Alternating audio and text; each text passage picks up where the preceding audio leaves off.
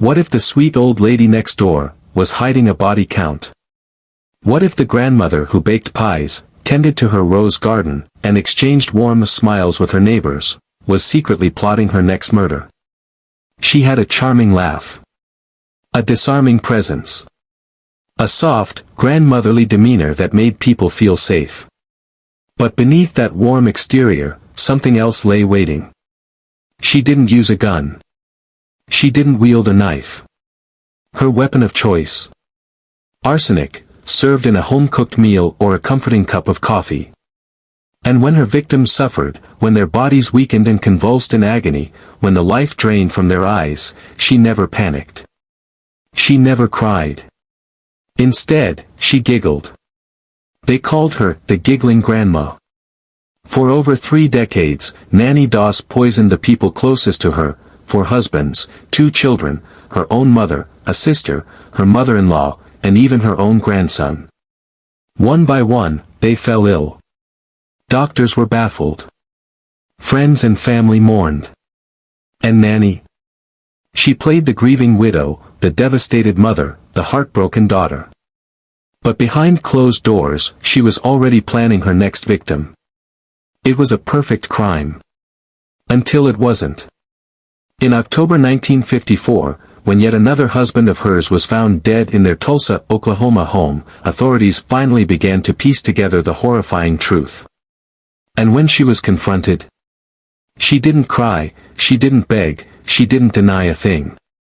Instead, she smiled, shrugged, and let out a laugh, just as she had done so many times before. The case of Nanny Doss is unlike any other. A woman who killed not out of rage, not out of self-defense, but out of convenience, greed, and something far more chilling, a desire for love and romance. How did she get away with it for so long? What drove her to poison the very people who trusted her most? And what exactly did she say when the truth finally came out? Stay with me as we uncover the true story of Nanny Doss, the woman who laughed through every murder. Born on November 4, 1905, in Blue Mountain, Alabama, Nancy Hazel, later known as Nanny Doss, was one of 5 children in the Hazel family. Her father, James Hazel, was a strict and controlling man who prioritized farm work over education, often keeping his children out of school to tend to the land. This led to Nanny's poor academic performance and limited literacy. At the age of 7, during a family train trip to southern Alabama, Nanny suffered a head injury when the train made a sudden stop, causing her to hit her head on a metal bar. This accident resulted in severe headaches, blackouts, and depression throughout her life. Nanny would later attribute her mental instability to this incident.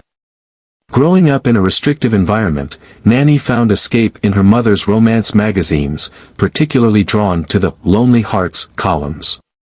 These stories fueled her fantasies of a perfect love, a stark contrast to her own reality.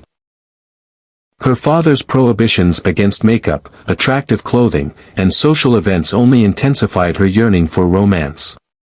At 16, Nanny married Charlie Braggs, a co-worker at a linen factory. With her father's approval, they wed after 4 months of dating. Charlie was the only son of a single mother who insisted on living with them, exerting significant control over Nanny and limiting her activities. The couple had 4 daughters between 1923 and 1927. In 1927, tragedy struck when 2 of their middle daughters died suddenly from suspected food poisoning. The exact cause was never determined, but the incident raised suspicions. Following these deaths, Charlie took their firstborn, Melvina, and fled, leaving Nanny with their newborn, Florine. Charlie returned in the summer of 1928 with Melvina and a new partner, a divorcee with her own child. He and Nanny divorced, and he later claimed he left because he feared her. Nanny returned to her mother's home with her 2 surviving daughters. In 1943, Melvina gave birth to a son, Robert Lee Haynes. 2 years later, she had another baby who died shortly after birth. Exhausted from labor and groggy from ether, Melvina thought she saw her mother stick a hatpin into the baby's head. When she asked her husband and sister for clarification, they said Nanny had told them the baby was dead, and they noticed that she was holding a pin. The doctors, however, could not give a positive explanation. The grieving parents drifted apart, and Melvina started dating a soldier.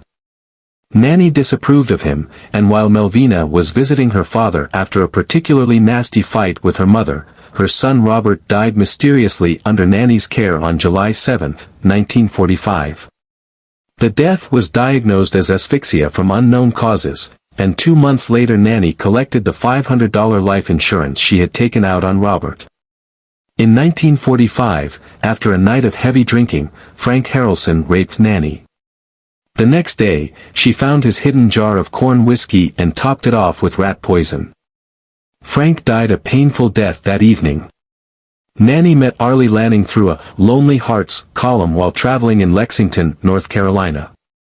They married just 3 days after their first meeting. Like her previous husbands, Lanning was an alcoholic and a womanizer. However, in this marriage, it was Nanny who often disappeared for months on end. When she was home, she played the role of a devoted wife. Lanning died suddenly, with his death attributed to heart failure. Shortly after his death, the couple's house, left to Lanning's sister, burned down.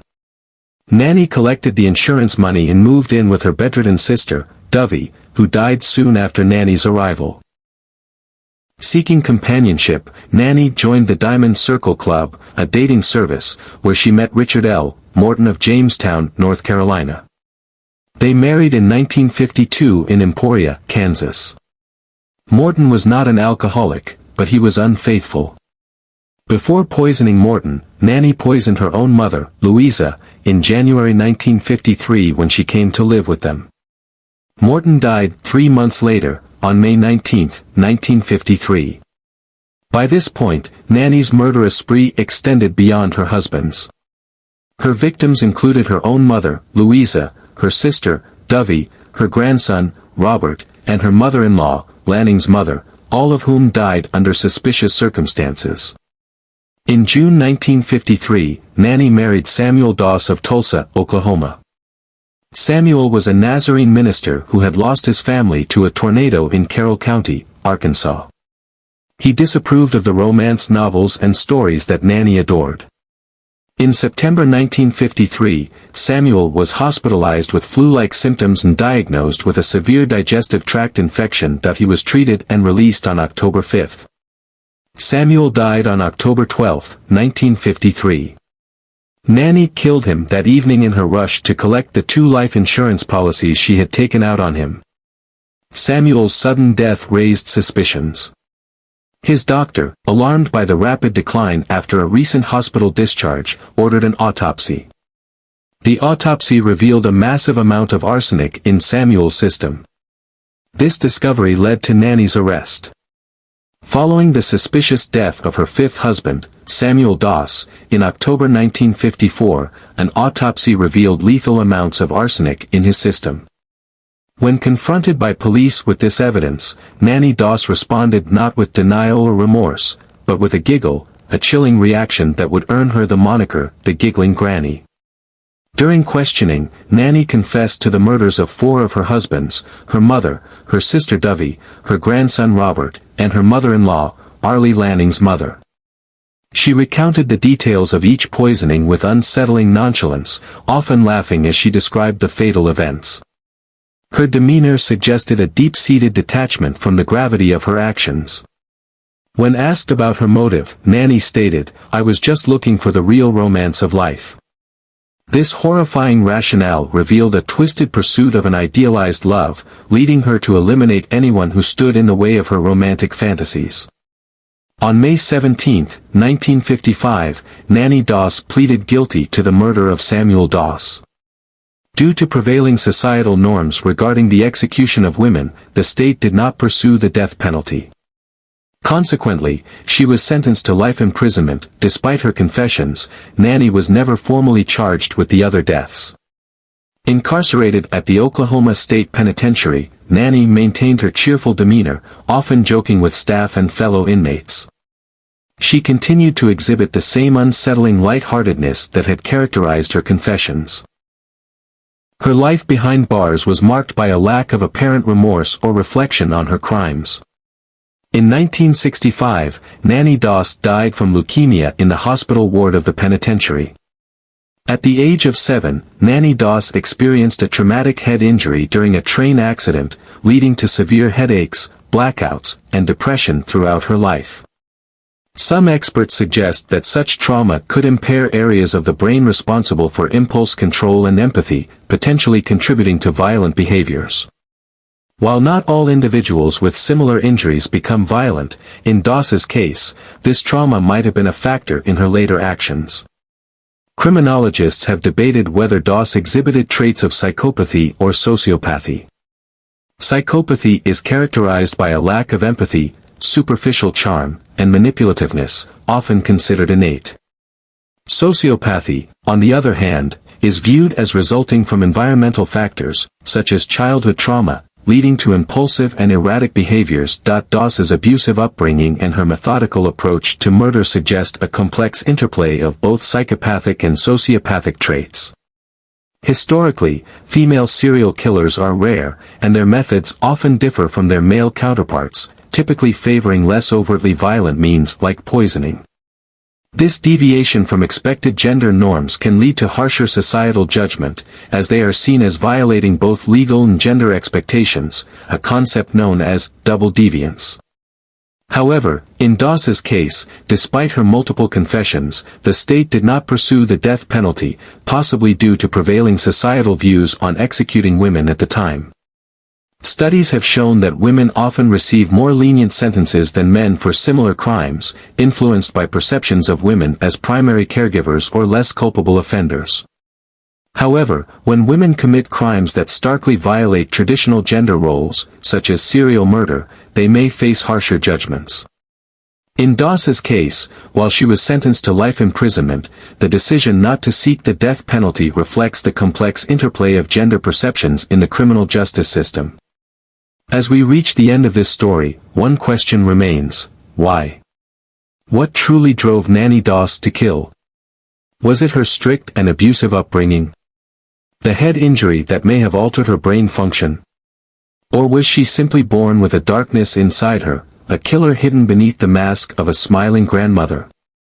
Her case is one of the most chilling in true crime history, not just because of the number of lives she took, but because of the way she did it.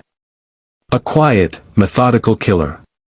A woman who poisoned those closest to her, not in a moment of rage or desperation, but in cold calculation.